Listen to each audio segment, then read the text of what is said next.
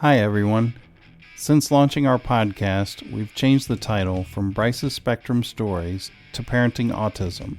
You can follow us on our Parenting Autism Facebook page, Instagram, and at our website, parentingautismshow.com. Thanks for listening and enjoy. Hello there, this is Sandy Coulter with Bryce's Spectrum Stories, and Chris and I want to welcome you to our first episode of 2019. We have had some sickness that came through our home, and so we really haven't had an opportunity to do a podcast since Christmas time, but we're happy to be back, and we plan to be doing more of these, and we just wanted to kind of catch up to speed what's been going on the past 6 or 7 weeks, and we're looking forward to sharing more of our stories with you as we roll into the new year. And we hope you enjoy this episode. Thanks so much for tuning in. Hello, and welcome to Bryce's Spectrum Stories.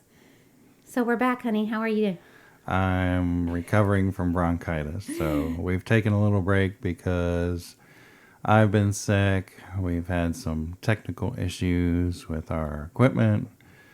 We've just been battled lately, so you probably hear it in my voice. So I'm figuring another few days, maybe a week, I'll be over this thing. Yeah, I appreciate you doing this. I mean, I think literally after we did the last podcast in mid-December was when the sickness hit the Coulter Hotel. Yeah. And Bryce and I had it briefly, but you got it for 3 weeks, all the way through Christmas, all the way through New Year's, another week after that. Yeah, I had a week break in between sicknesses. Yeah, and then that's when our equipment was sick. Had to go get ready. And then after the wedding, being outdoors and cold, you got sick again. So, Woohoo! Woohoo! 'Tis the season. 'Tis the season, but we're here. We're determined to get back on track. And I thought today we'd record and warning, Bryce is in the house, so there could be interruptions. Hopefully not, but we just got to make it happen. And there could be a bust through the door with a scream. At so any be time, prepared. be prepared.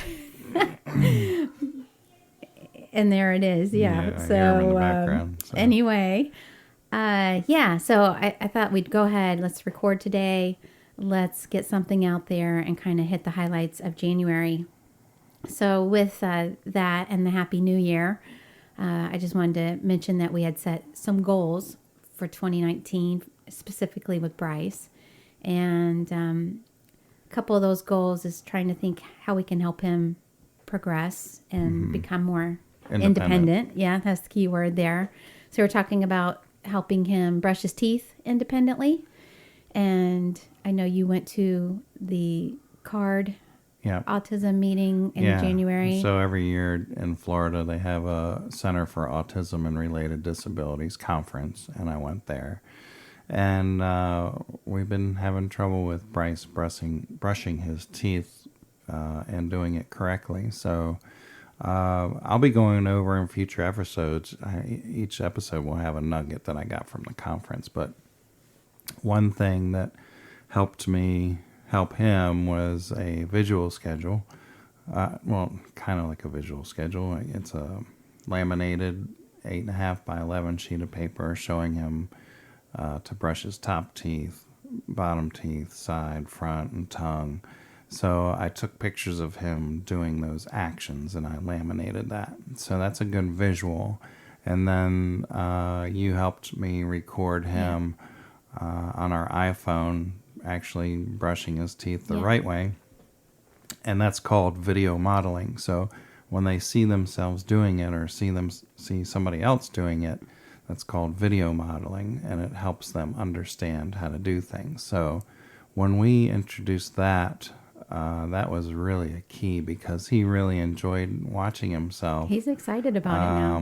Yes. Brushing his teeth. And he'll ask for the video. And he'll want to do it 2 times. And he'll look at the pictures. So it has definitely been a great tool.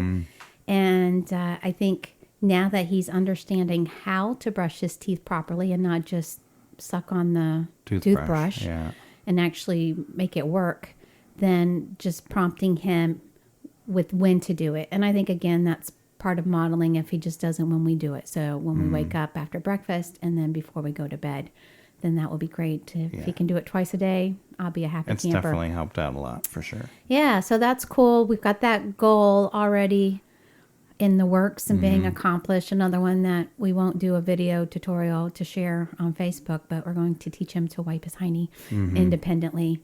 But it may be something that we have to use those same tools to really help him and to help him to do it correctly. Yeah. And Well, right now I'm doing it hand over hand, so each time he goes, he gets a try, and then I finish it. So, and then each time I'll progress to where he does it more and more and more. weaning, and it'll eventually become all him, and he won't have to yell for us to do it. Right.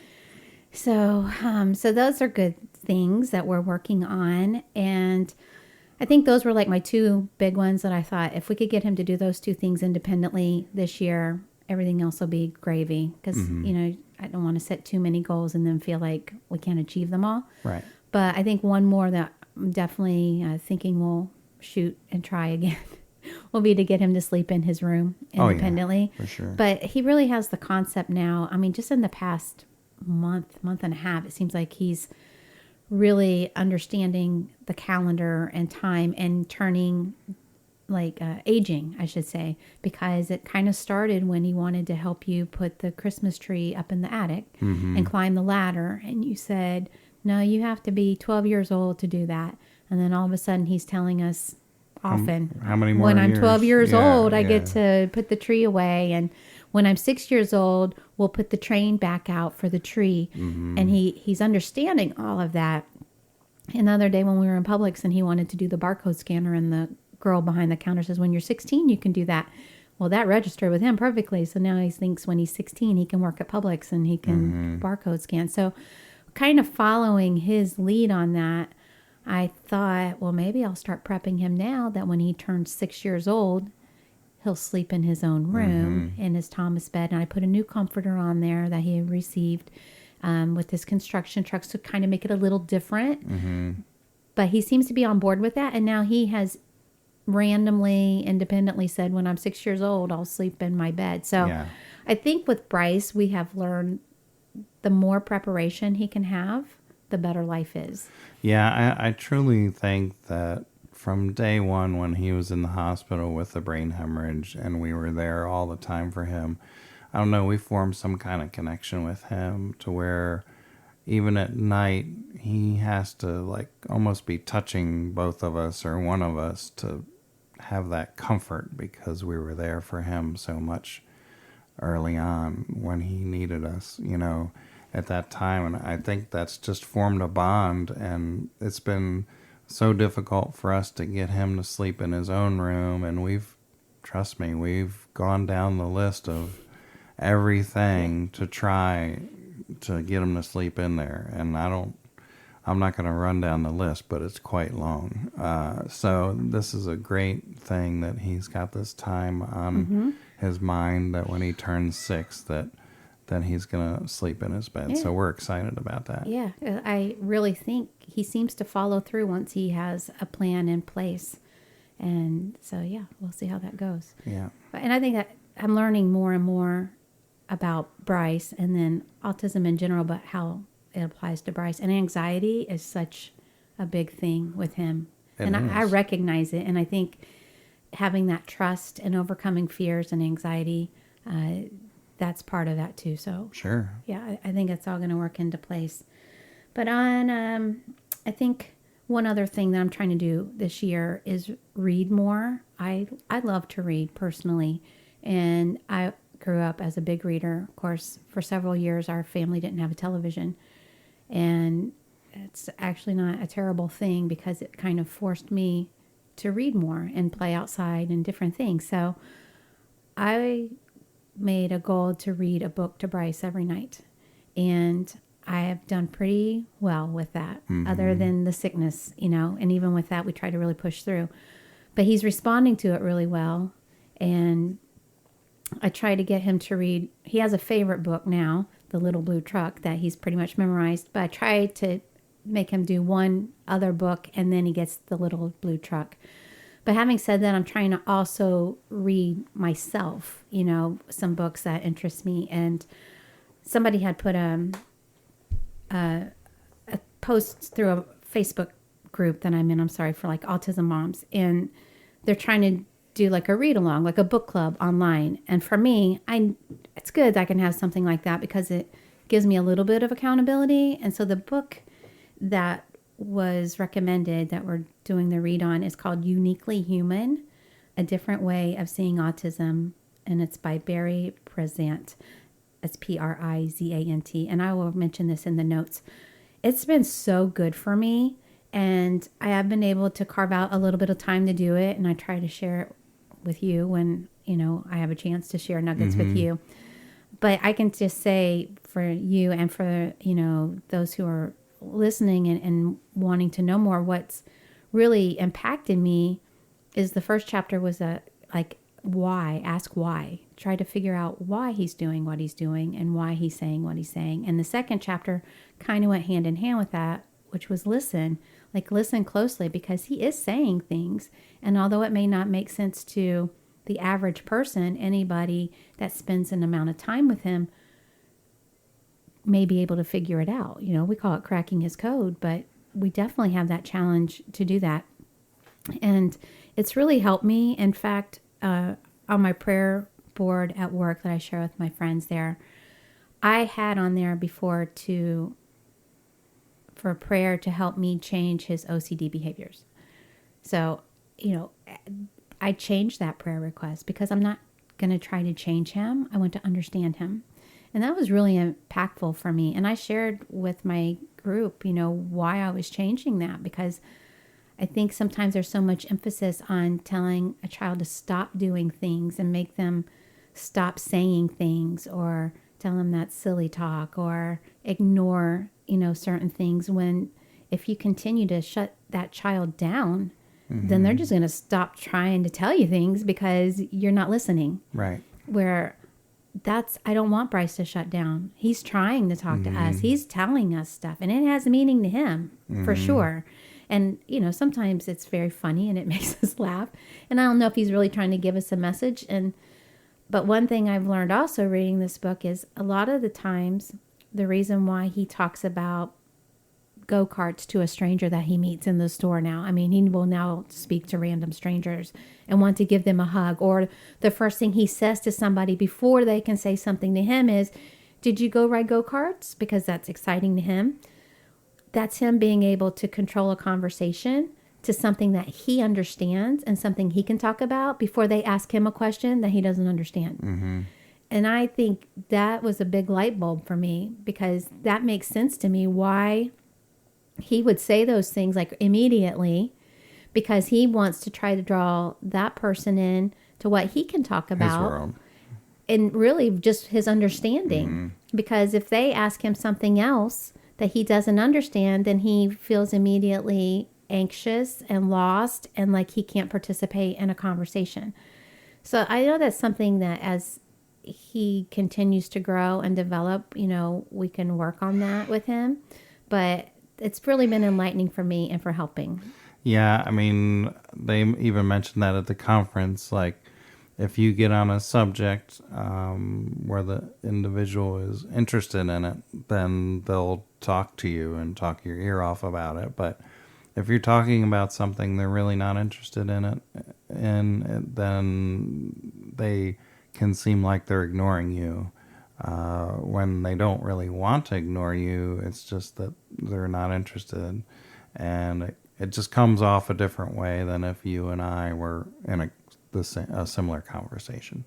Yeah, and I can relate to that. I've been around people that they're talking about something that I have no idea really what they're talking about. And then you feel kind of dumb or, excluded, that sort of thing. And I imagine that's got to be the same thing. Yeah, I think it's just more emphasized It's in definitely the more ASD world. Yeah, so I can relate on that. So anyway, those have been the things that have been kind of, highlights of as the new year's beginning with those goals and reading more and learning more. And it's been exciting for me on that. And then another thing that I wanted to talk about today was we had actually mentioned on our last podcast that we were going to go to Legoland and that we would give it a review. But then the sickness came and we couldn't go to Legoland. So we will be going at some point. We still have our passes, which we're very grateful for.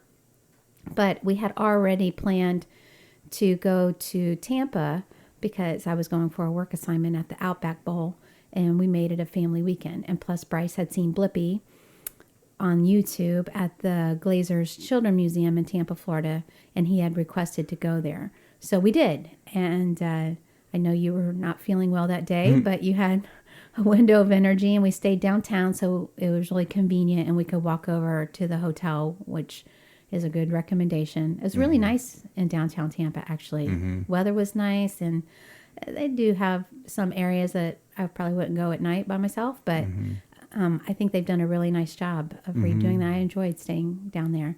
And so we went over to the museum, and I think Bryce was elated. We got him that Blippi shirt for Christmas. He was so excited when we got there. The museum wasn't open yet, and he was just jumping up and down, ready to go in. And there were like several kids that were waiting, like literally for the doors to open and to go in. And they would see his shirt, and they'd be asking him, "Oh, where'd you get your Blippi shirt?" And of course, Bryce doesn't really know how to answer them with that, but it was funny how many kids recognized the Blippi and the museum, and that's kind of how we got connected to that. But yeah, when the doors opened, we got in quickly, and I think what I would like to point out, for people who are listening, and if you're preparing for a trip, is Bryce had two big adventures in Tampa. He had the Children's Museum, which we had planned, and then he had the Florida Aquarium that you did with him on that Monday when I was at the game. But that didn't go as well based on what you told me, simply because I don't think he knew what to expect. So there was no prep work. Well, I tried to prep him that we were going to see fish and kind of like what he would see at an aquarium. So I did talk to him in advance about it, but I think what threw him off was as soon as we walked in the front door, straight away there was an escalator. So he wanted to go up the escalator right away, and I tried to redirect him to other things, but the other things just didn't catch his attention. Right. So we ended up going up the escalator and going through some exhibits, but his mind really went back to the escalator, and he wanted to keep doing that until we saw an elevator. And then once he saw the elevator, it was kind of over at that point. But I mean, we did see some exhibits. He showed a little bit of interest in some of the things there, but I guess fish may not be one of his interests, and especially if there's a distraction there, like an elevator or an escalator. So I wanted to ask you, was there anything hands-on or interactive at the aquarium that kind of compares to what he experienced at the museum? Oh, it's totally different than what the museum was. I mean, at the aquarium, I guess the only real interactive part that I can remember offhand right now would be like where you pet the stingrays, or you feel the little animals under the water, whatever they were, the crustaceans or whatever. But of course, he really didn't want to put his hand in anything. And so it wasn't his cup of tea. He's not interested in that right now. Unfortunately, it cost us a few bucks to do that, but it was a learning experience, and we won't be doing that again anytime soon. Yeah, okay. Hey, you have to try things. The good news, though, was after that, I knew we had more time before your game was over. And so the trolley happened to go right by the aquarium. And I thought he might like that because it's kind of like a train. So we figured out where the trolley went, and I figured, it would be good because it makes round trips. So we got on the trolley, and he loved it. He absolutely loved it. And we just rode around town, and he was just looking out the window in awe, and it was a really fun time. Much better than the aquarium. And the trolley was free, so that was great. All right. Well, that's a good tip for anybody who's going. And your child likes trains or trolleys, and It's really fun. And it keeps you off your feet. So And the weather it's nice. was great, It was so, a really nice yeah. day. And actually, I thought the museum was not that expensive. For what No. all we got out of that, it was a great value Yeah, for the time that I think we spent 3 hours there, and we probably could have gone a little longer if you weren't sick. And I think Bryce may have been ready to go at that point. Yeah, I think as so. he learned to like more things. But I could see spending easily a half a day there with no problem. We were at the point where we were starting to do things over again. So Well, and then, one thing to point out there is he did discover that they had an elevator. Mm-hmm. So they didn't have the escalator, they had stairs and elevator, a big commercial size elevator. But he was really good because we told him that he understood that he couldn't just ride up and down. There had to be a purpose. Mm-hmm. And so I think he had enough interest in the things that were there. He knew what he liked to do on the first floor. He knew what he liked to do on the second floor. And then the third floor, third floor, I think I think they that have must room to grow change. up there. Yeah. They were doing a little project for Christmas. I have a and feeling that changes all the time. That whole floor was almost empty, and there was only a few people up there doing Yeah. I think they were building gingerbread houses up there. And that first floor, it was like where they had all the water, which Bryce did like with the balls and the ships and the boats, and then the sand, which he liked that too. But it's that second floor that it's extremely interactive with lots of things. They had where he could make a sandwich, which he liked that. He could make a pizza and put it in the oven. It looks like there's a little fire going with the flame.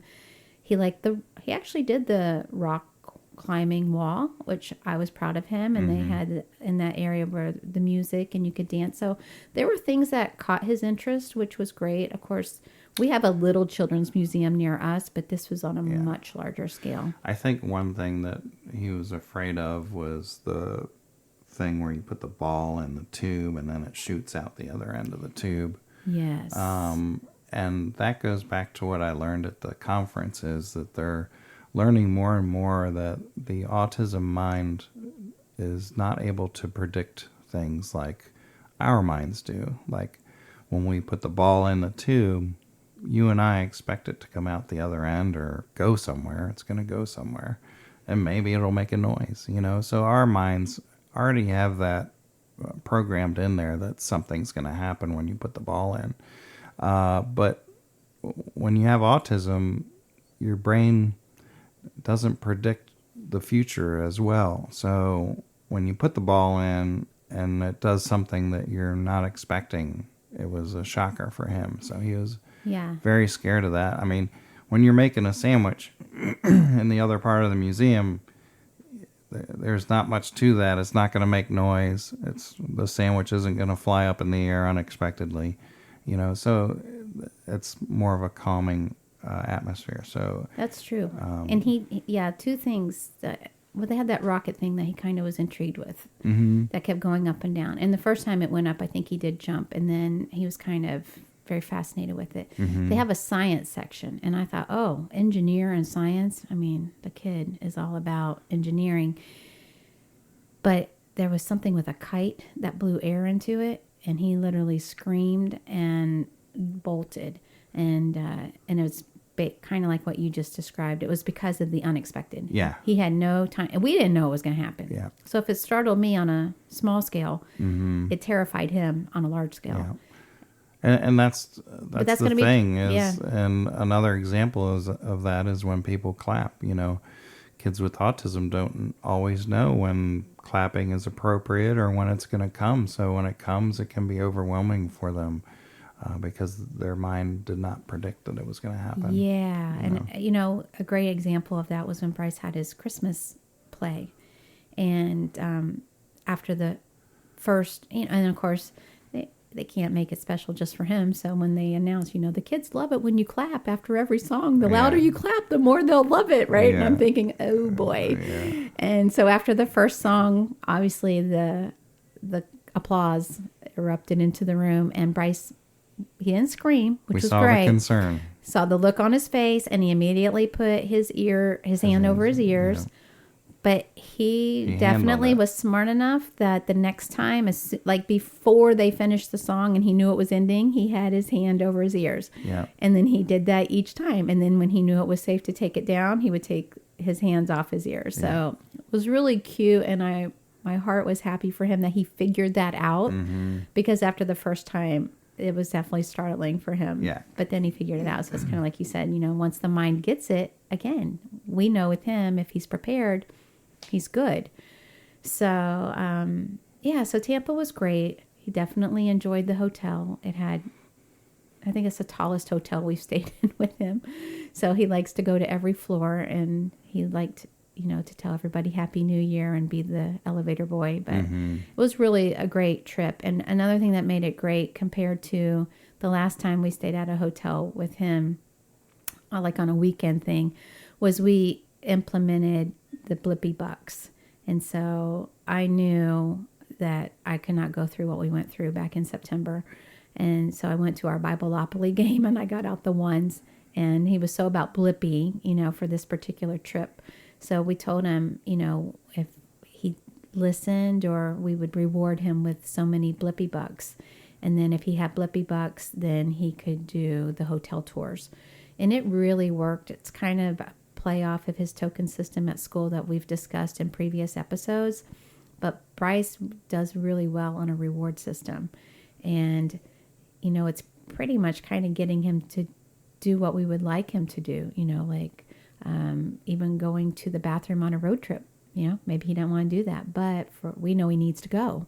And so you offer him a couple of Blippy dollars and he'll do it.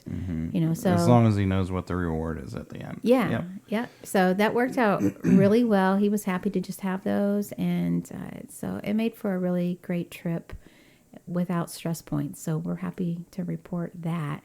And then a couple more highlights from January would be Bryce did go-karts for the first time. And then also we had a family wedding. Our niece Jessica got married to Zach, and that was another big thing. So on the go-karts, the idea was he's really just taken interest in the cars and engines and everything about it. He wants to know every part of the car and what every light does, and wants to hear the engine turn on. So you had mentioned to him, well, you love racing because you're a motorhead and grew up with that stuff. So you're talking about maybe taking him down to the actual race track, but there wasn't any races that you wanted to go to. So we thought, well, we can see if he likes riding the go-kart. Yeah. So when we got there, we had to explain to the lady, our son has autism, and we don't know if he's going to freak out and it's going to be over in the first round, or if he's going to love it and keep on going. So we wanted to prep the lady just in case we would ask for a refund. Yeah, exactly. If something happened. It's not cheap. Yeah, it wasn't cheap. So she's like, okay. So she seemed willing to work with us on it, so we felt comfortable trying it out. So first set of go-karts we did, he rode with me. And he was a little hesitant to get in and buckled in, but only a little, because I think he knew that it was going to be fun somehow. So once we got in and started going around the track, he was in awe. Yeah, he was in awe. He wanted to go as fast as it would go, and he was holding on to my arm as we were going around the turn. So I was driving, and he was riding next to me. And so we did that a few times, and I asked him if he wanted to go ride a go-kart all by himself, and he's like, okay.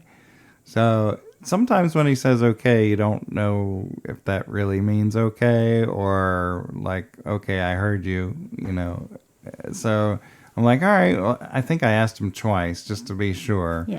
And so once we got the affirmation, we went over to where the single go-karts were for the little kids. And fortunately, there was nobody on the track when he got in the go-kart. So we told the guy, saying, look, he's never been in a go-kart. He has autism. We don't know how this is going to go. And the guy's like, oh, no problem. The nicest guy. And so Bryce got in. He figured out the gas and the brake. And the guy explained to him when he got in the go-kart how to work everything. But like rapid pace. Like you would tell anybody. Pace, yes, rapid pace. So Bryce is trying to absorb all that. Yep. So Bryce takes off, and I think he's going around the track the wrong way. Yeah. And he crashed into something. He's like, "Oh no, I crashed." Daddy. So yeah, Daddy. So you back him up off of the wall, and it's all cushioned, so he's totally safe and buckled in. Oh, yeah. So eventually we got him going around the correct way of the track, and he ended up doing really well. And he was so excited, and we're going to go again this month. And he knows the date on the calendar, and he's just so excited about going. And I'm excited for him because he did so well. Yeah. He told, like I had mentioned earlier, he will tell complete strangers about the go-karts. Yeah. He was so excited about it. Yeah. And he wanted to go again. And, at $25 a pop, we have to kind of budget that out. But we told him he can go. I mean, I was ready to come home and buy a go-kart and just ride around the neighborhood. It's like these little victories when your child has autism and you find something that they're interested in, and they'll talk about it and they light up about it. You just want to dive in with everything because you're so excited for them. Yes. He loves it. Yeah. Yeah. So that was a big, big highlight. And I was a little nervous when he was doing all that, but not that I thought he would get hurt. I just didn't want him to get emotionally upset, probably more so than physically. Right. But I was so, so proud of him. But I was happy for you because I just think of when a dad hears a diagnosis that his son has autism, and you already have all these plans and ideas that you think you're going to do with your son. Yeah. And a lot of times, like I grew up in an athletic family. So when my brother learned that his son had autism, they weren't going to have that sports connection, playing basketball and playing football. And they really don't have a lot in common. Right. Because he's not into the video games like his son is. And, his son really hasn't taken any interest in the sports, Or much anything else other than the video games. So they didn't have that connection. And that, I know, is not uncommon in the autism community. And for you, cars is your big thing. I mean, it has been. Not that we follow NASCAR closely or anything, but like working on cars and, going to the speedway and muscle cars. And that's exciting. And Bryce has an interest in it. So you guys can have this connection. Like he wants to know every tool that's in your toolbox. And then when you were working on our mailbox, he wanted to help you mix cement. Yeah. And so you do have that, a little bit of that engineer that you inherited from your dad as well. He likes learning things. And you like learning things. And I think you guys are going to really have a great connection working on projects. And then with the car. So it was like a happy victory for me to see that. Yeah. Yep. And then the last thing that I wanted to cover on this particular episode to kind of bring us up to speed is how we prepared Bryce for Jessica's outdoor wedding. Because we've had some struggles with him wanting to wear warmer clothing. And in December and January, as the temperatures for South Florida were getting a little cold, there were a lot of tears and a lot of resistance to wear long pants and especially fact, jackets. He doesn't like you wearing long sleeves either. No, he doesn't. So, he has an issue with it. Weird thing, but so knowing that we were going to be outside for the wedding and the sun would be going down and for the reception, we knew it would be cool.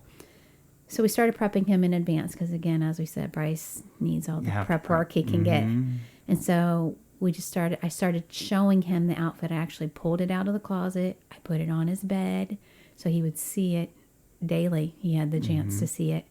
And I told him, this is the long pants that you're going to wear for Jessica's wedding. These are special for Jessica's wedding. Same thing, new shoes, because he had dress shoes. Yep. And then I explained to him that he would need to wear long sleeves and a jacket. I mean, this is like going for the old mother load here. For him, yeah. So I think laying it out in advance so he had a visual, he knew it was coming. And he talked about it. Then he would talk about it and he would say, wear long pants for Jessica's wedding. We'd be like, yep, you're going to do it because it's going to be cold. On the date, we put the date on the calendar. We had the date on. He knew there was going to be a hotel and he knew that if he wore his long pants, his long sleeve, and his jacket, that he would get to give Mama and Papa a hotel tour after the wedding. Yeah. Once we knew we were staying at the same hotel, we could like sweeten the pot for him. And it really worked. Oh my It went goodness. off without a hitch. He expected it. He expected it. And he did it without Totally anything. no resistance, no Yeah. tears, no drama. And when we were all done, when we got back to the hotel, he's like, okay, take it off. And Yeah. he was immediately ready to take it off. He did such a great job. It was wonderful. Mm-hmm. So that was a big victory for us. He was able to just enjoy it. And We're the whole learning thing right was now great. that Bryce is 5, and so much of the autism is preparing him for what is happening or what is going to happen. And it just removes so many roadblocks for us if we can prep him way in advance and that he understands what's going on. Yeah. So, we're learning. We're excited. We feel like we're scoring some victories. One other thing I wanted to point out also that kind of ties into the wedding, I had mentioned earlier about listening to his, what's referred to as echolalia, which is basically where he's saying random things that don't really make sense with the conversation that's going on. Or he repeats He's back repeating what you it tell where him. he's heard something, that sort of thing. But we had been telling him, he's been doing a lot of screaming lately, like random ear piercing screaming, and not necessarily because he needs something. I honestly think it's something he needs to do at some point to kind of regulate himself, because we're learning about all this emotional regulation as well. And so anyway, you've been telling him, hey, Bryce. Hi, Bryce. Hey, buddy, see here. So you've been telling him that he needs, where do we scream? We scream at the playground. And so having said that, we were driving over to, up to Orlando, and all of a sudden he's asking us, where's the playground? Where's the playground? And we're like, where's the playground? We didn't even know where that was coming from, because we're like an hour into the drive. And then I could hear him going, and so then Chris goes, he needs to scream. Yeah. And that's really, and he was doing such a good job of repressing it, because he knew he couldn't scream in the car. Yep. And so then we just told him, okay, we'll find a playground when we stop the car. But listening to him and cracking that code prevented like a huge scene and drama and meltdown and the screaming. Right. And so it was really great that, I think you cracked that code. And I was like, yes, you did. That was exactly you it. You have to think about it. Not all our minds are not clear all the time when you have somebody in the household with autism, because your mind is generally worn out. But you get these moments of clarity like that, and you can put it together. It's really a beautiful thing. So it was really cool. And that's Bryce telling us that he doesn't want us to talk anymore. Right. So, all right, buddy, you want to say something? Stop? Okay. You got it. So, and on that note, note, trying to tell us. We're going to say it's a wrap. Okay. Okay, you want to tell everybody bye? Bye. Right here into the microphone. Bye. Okay. See you next time. Okay.